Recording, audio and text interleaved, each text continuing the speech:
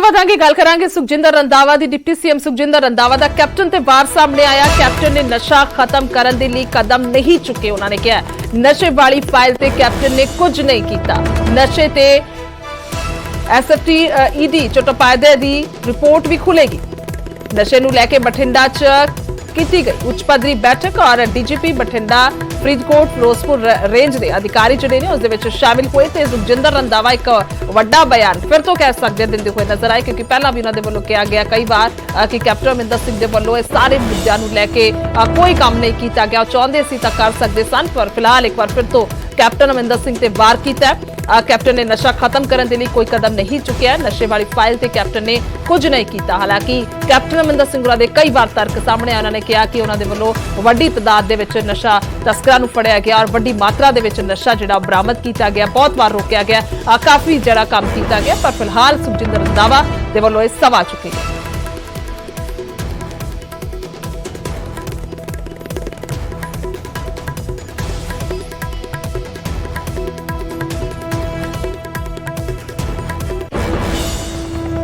ਸਭ ਦੇ ਟਾਈਮ ਤੋਂ ਲਾ ਕੇ 4 ਸਾਲ ਮੈਂ ਬਹੁਤ ਰੌਲੀ ਪਾਉਂਦਾ ਰਿਹਾ। ਮੈਂ ਲਾਸਟ ਲੈਟਰ ਜਿਹੜੀ ਲਿਖੀ ਆ ਉਹਦੇ ਤੇ ਫਿਰ ਮੇਰੇ ਖਿਆਲ 7ਵਾਂ ਜਾਂ 8ਵਾਂ ਮਹੀਨਾ ਸੀ ਜਦੋਂ ਮੈਂ ਉਹਨਾਂ ਨੂੰ ਲੈਟਰ ਲਿਖੀ, ਉਹਦੇ ਤੇ ਐਕਸ਼ਨ ਕੀਤਾ। ਉਹਦੇ ਤੇ ਐਕਸ਼ਨ ਚੱਲਦਾ ਰਿਹਾ ਤੇ ਉਹਦੇ 'ਚ ਜੋ ਮੇਰੇ ਕੋਲ ਹੁਣ ਹੋਮ ਆ ਗਿਆ ਤੇ ਜਿਸ ਵੇਲੇ ਮੇਰੇ ਕੋਲ ਫਾਈਲ ਆਈ ਆ ਉਹਦੇ ਮੈਂ ਦੇਖਿਆ ਕੀਤਾ ਹੀ ਕੁਛ ਨਹੀਂ ਕਿ ਪੰਜਾਬ ਦੇ ਲੋਕਾਂ ਨਾਲ ਅਸੀਂ ਵੈਸੇ ਹੀ ਕਹਿੰਦੇ ਰਹੇ ਕਿ ਮੈਂ 4 ਹਫ਼ਤਿਆਂ 'ਚ ਨਸ਼ਾ ਬੰਦ ਕਰਾਂਗੇ, 4 ਸਾਲ 'ਚ ਫਾਈਲ ਹੀ ਨਹੀਂ ਚੁੱਕੀ ਕਿਸੇ ਨੇ।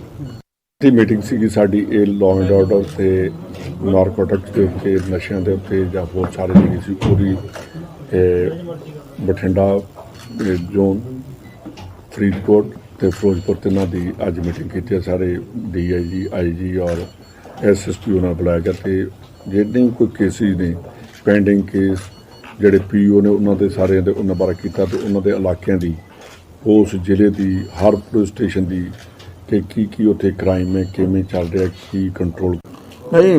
ਵੈਲੀ ਬਾਬਾ 40 ਚੋਰ, ਮੈਂ ਕਹਿੰਦਾ ਸਭ ਤੋਂ ਵੱਡਾ ਚੋਰ ਹੀ ਉਹੀ ਆ। ਤੇ ਕੱਲ ਕਿਉਂ ਉੱਠ ਕੇ ਦੌੜਿਆ? ਉਹ ਜੇ ਕਹਿੰਦਾ ਕਿ ਮੇਰੇ ਤੇ ਕਰੋ ਤੇ ਜਾ ਕੇ ਕਵੇ ਹਾਈ ਕੋਰਟ ਦੇ ਵਿੱਚ ਕਿ ਜੀ ਮੇਰੀ ਜਿਹੜੀ ED ਦੀ ਵੀ ਰਿਪੋਰਟ ਨਾਲ ਖੋਲ ਲਓ ਤੇ ਫਿਰ ਤੇ ਅਸੀਂ ਕਰਾਂਗੇ। ਸਾਡੀ 18 ਤਰੀਕ ਡੇਟ ਪਈ ਆ ਔਰ ਉਹਦੇ 'ਚ ਕੇਸ ਦੋਨੋਂ ਹੀ ਖੁੱਲਣਗੇ। ਚਟੋਪਾਧਿਆਏ ਦੀ ਰਿਪੋਰਟ ਵੀ ਖੁੱਲੇਗੀ ਔਰ ਹਰਪ੍ਰੀਤ ਸਿੱਧੂ ਦੀ ਵੀ ਖੁੱਲੇਗੀ ਤੇ ED ਦੀ ਵੀ ਅਸੀਂ ਰਿਕੁਐਸਟ ਕੀਤੀ ਉਹ ਵੀ ਨਾਲ ਰਿਪੋਰਟ ਖੁੱਲੀ ਜਾਏਗੀ। ਫਿਰ ਉਹਦੇ ਬਾਅਦ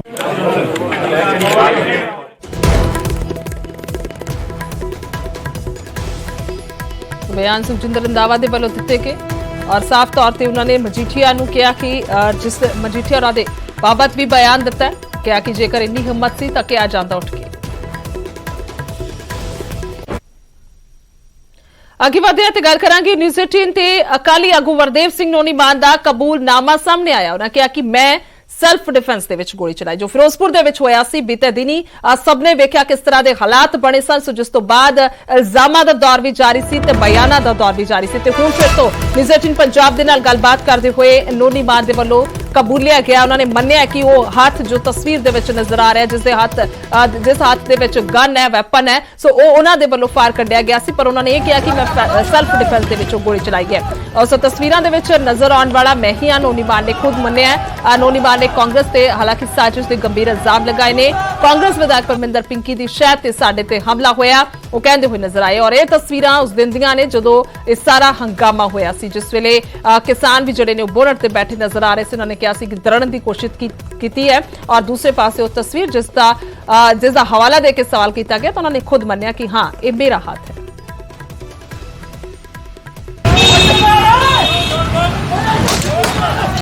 ਫਿਰੋਜ਼ਪੁਰ ਦੇ ਵਿੱਚ ਹੋਏ ਕਲੇਸ਼ ਤੋਂ ਬਾਅਦ ਅਕਾਲੀ ਦਲ ਦੇ ਗੁਰੂ ਹਰਸਾਏ ਤੋਂ ਉਮੀਦਵਾਰ ਤੇ ਸੀਨੀਅਰ ਆਗੂ ਵਰਦੇਵ ਸਿੰਘ ਨੋਨੀਮਾਨ ਦੇ ਖਿਲਾਫ ਇਰਾਦਾ ਕਤਲ ਦਾ ਪਰਚਾ ਦਰਜ ਹੋ ਗਿਆ। ਵਰਦੇਵ ਮਾਨ ਸਾਡੇ ਨਾਲ ਨੇ। ਮਾਨ ਸਾਹਿਬ, ਜੋ ਕੁਝ ਫਿਰੋਜ਼ਪੁਰ ਦੇ ਵਿੱਚ ਹੋਇਆ, ਤੁਸੀਂ ਇਲਜ਼ਾਮ ਲਾ ਰਹੇ ਸੀਗੇ ਕਿ ਤੁਹਾਡੇ ਨਾਲ ਇਦਾਂ ਹੋਇਆ ਤੇ ਹੁਣ ਜਿਹੜੀ FIR ਸਾਹਮਣੇ ਆਈ ਹੈ, ਪਰਚਾ ਤੁਹਾਡੇ ਖਿਲਾਫ ਦਰਜ ਹੋਇਆ ਇਰਾਦਾ ਕਤਲ ਦਾ।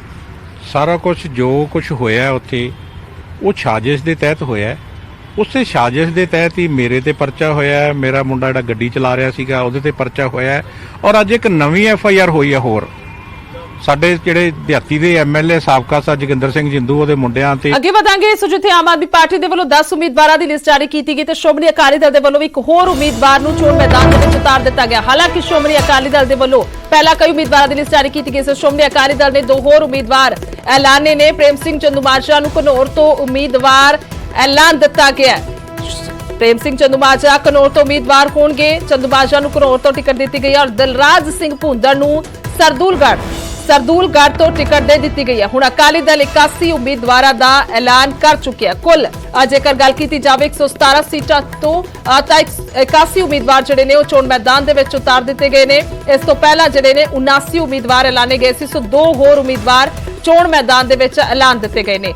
ਸੋ ਦੱਸ ਦਈਏ ਕਿ ਪ੍ਰੇਮ ਸਿੰਘ ਚੰਦੂਮਾਜਰਾ ਪ੍ਰੋਫੈਸਰ ਪ੍ਰੇਮ ਸਿੰਘ ਚੰਦੂਮਾਜਰਾ ਘਨੌਰ ਤੋਂ ਉਮੀਦਵਾਰ ਐਲਾਨੇ ਗਏ ਨੇ ਔਰ ਜੇਕਰ ਗੱਲ ਕੀਤੀ ਜਾਏ ਸਰਦੂਲਗੜ੍ਹ ਟਿਕਟ ਦੀ ਤਾਂ ਦਿਲਰਾਜ ਸਿੰਘ ਭੁੰਦੜ ਨੂੰ ਸਰਦੂਲਗੜ੍ਹ ਤੋਂ ਉਮੀਦਵਾਰ ਐਲਾਨ ਦਿੱਤਾ ਗਿਆ। ਸੋ ਦੱਸਦੇ ਕਿ 2022 ਨੇੜੇ ਹੈ। ਕੁਝ ਹੀ ਸਮੇਂ ਦੇ ਵਿੱਚ ਜਿਹੜਾ ਕੁਝ ਹੀ ਦਿਨਾਂ ਬਾਅਦ ਚੋਣ ਜ਼ਾਬਤਾ ਲੱਗ ਜਾਵੇਗਾ, ਪਰ ਉਸ ਤੋਂ ਪਹਿਲਾਂ ਸਾਰੀਆਂ ਹੀ ਪਾਰਟੀਆਂ ਉਮੀਦਵਾਰ ਜਿਹੜੇ ਨੇ ਉਹ ਐਲਾਨ ਰਹੇ ਨੇ ਤਾਂ ਕਿ ਆਪਣੇ ਆਪਣੇ ਹਲਕੇ ਦੇ ਵਿੱਚ ਜਾ ਕੇ ਲੋਕਾਂ ਦੇ ਵਿੱਚ ਜਾ ਕੇ ਵਿਚਰਿਆ ਜਾਵੇ, ਉਹਨਾਂ ਨੂੰ ਆਪਣੇ ਕੰਮਕਾਰ ਦੱਸੇ ਜਾਣ ਔਰ ਕਿਸ ਤਰ੍ਹਾਂ ਦੇ ਨਾਲ ਅੱਗੇ ਵਾਸਤੇ ਜਦੋਂ ਜੇਕਰ ਉਹਨਾਂ ਦੀ ਸਰਕਾਰ ਬਣੇਗੀ ਤਾਂ ਕੀ ਕੁਝ ਰਿਪੋਰਟ ਕਾਰਡ ਰਹੇਗਾ, ਕਿਸ ਤਰ੍ਹਾਂ ਦੇ ਕੰਮ ਕੀਤੇ ਜਾਣਗੇ। ਸੋ ਉਸ ਤੋਂ ਪਹਿਲਾਂ ਹੀ ਜਿਹੜੇ ਉਮੀਦਵਾਰ ਨੇ ਐਲਾਨੇ ਜਾ ਰਹੇ ਨੇ। ਹਾਲਾਂਕਿ ਕਾਂਗਰਸ ਦੇ ਵੱਲੋਂ ਅਜੇ ਤੱਕ ਇੱਕ ਵੀ ਉਮੀਦਵਾਰ ਚੋਣ ਮੈਦਾਨ ਦੇ ਵਿੱਚ ਨਹੀਂ ਉਤਾਰਿਆ ਗਿਆ, ਪਰ ਹਾਲ ਹੀ ਦੇ ਵਿੱਚ ਸ਼੍ਰੋਮਣੀ ਅਕਾਲੀ ਦਲ ਦੇ ਵੱਲੋਂ ਕੁੱਲ ਜੇਕਰ ਇਹਨਾਂ 2 ਉਮੀਦਵਾਰਾਂ ਨੂੰ ਵੀ ਵਿੱਚ ਰਲਾਇਆ ਜਾਵੇ ਤਾਂ 81 ਉਮੀਦਵਾਰ ਹੋ ਚੁੱਕੇ ਨੇ ਤੇ ਆਮ ਆਦਮੀ ਪਾਰਟੀ ਦੇ ਵੱਲੋਂ 10 ਉਮੀਦਵਾਰਾਂ ਦੀ ਪਹਿਲੀ ਲਿਸਟ ਜਾਰੀ ਕੀਤੀ ਗਈ। ਸੋ ਪ੍ਰੇਮ ਸਿੰਘ ਚੰਦੂਮਾਜਰਾ ਘਨੌਰ ਤੋਂ ਹੁਣ ਉਮੀਦਵਾਰ ਹੋਣਗੇ, ਯਾਨੀ ਕਿ ਉੱਥੋਂ 2022 ਦੇ ਲਈ ਚੋਣ ਲੜਨਗੇ ਔਰ ਦਿਲਰਾਜ ਸਿੰਘ ਭੁੰਦੜ ਸਰਦੂਲਗੜ੍ਹ ਤੋਂ ਟਿਕਟ ਜਿਹੜੀ ਉਹਨਾਂ ਨੂੰ ਦੇ ਦਿੱਤੀ ਗਈ ਹੈ। ਸੋ ਹੁਣ ਅਕਾਲੀ ਦਲ 81 ਉਮੀਦਵਾਰਾਂ ਦਾ ਐਲਾਨ ਕਰ ਚੁੱਕਿਆ ਹੈ। ਸੋ ਫਿਲਹਾਲ ਇਸੇ ਦੌਰਾਨ ਇੱਕ ਛੋਟਾ ਜਿਹਾ ਬ੍ਰੇਕ ਲੈਣੇ ਆ ਔਰ ਜਲਦੀ ਵਾਪਸ ਆਵਾਂਗੇ।